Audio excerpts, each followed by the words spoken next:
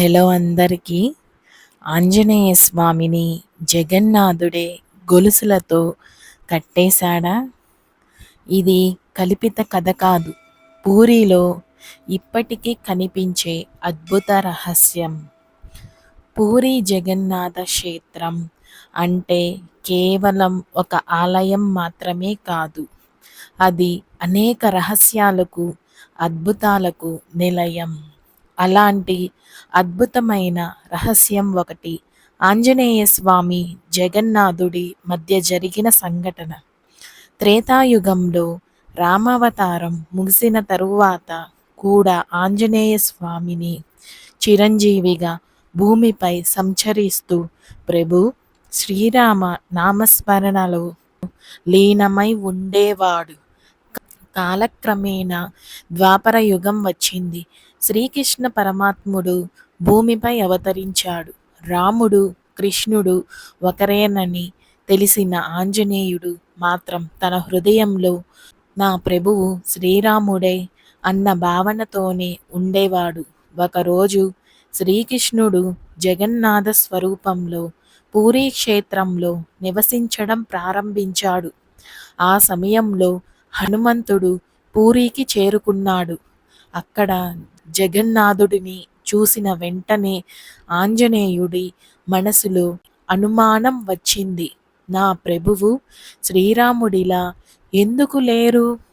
ఈ స్వరూపం ఎందుకు భిన్నంగా ఉంది అని ప్రశ్నించాడు. జగన్నాథుడు నవ్వుతూ అన్నాడు, హనుమా, నేనే నీ రాముడినే. కానీ ఆంజనేయుడు నమ్మలేదు.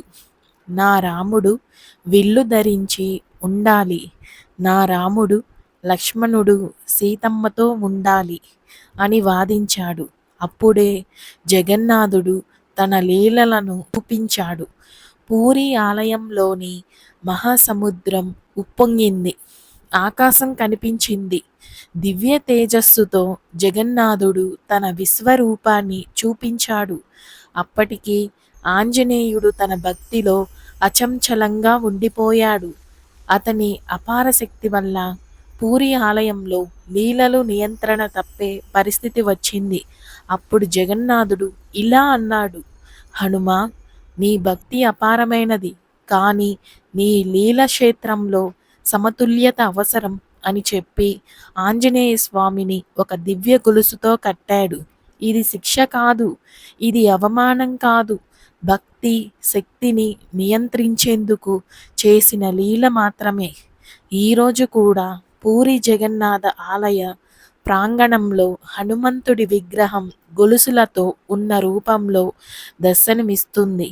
అది చెప్పే సందేశం ఒక్కటే, భక్తి ఎంత గొప్పదైనా భగవంతుడి లీల ముందు అది కూడా నమ్రంగా ఉండాలి.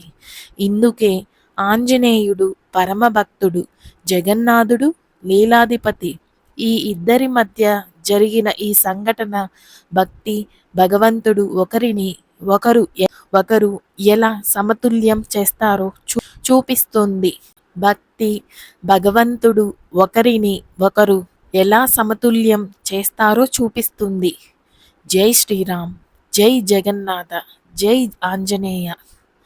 మా వీడియో నచ్చితే లైక్ చేయండి, షేర్ చేయండి, సబ్స్క్రైబ్ చేయండి. థ్యాంక్ యూ అండి.